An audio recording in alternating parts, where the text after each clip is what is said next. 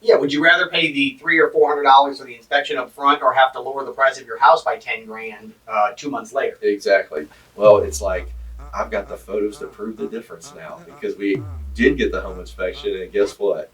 It wasn't exactly as great as they thought.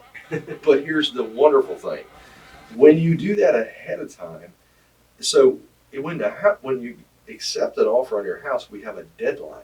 It's called the closing date. So we have a time clock has started. When the house is not on the market yet, and we find issues, we got all the time in the world to get quotes to get it fixed. We can get a couple different handymen or people out there to give us a legitimate quote. We can make, sometimes it's not even that big a deal, and the owner actually could just fix it themselves. We get away from that time clock that's ticking, because you might know your best buddy may be in the repair business, but he's booked out 8 weeks, and there's no way he can do it. He can't work 24 hours a day. He's got other clients way ahead of you. And so the person you even want to do the job may not be able to do the job because of the time frame.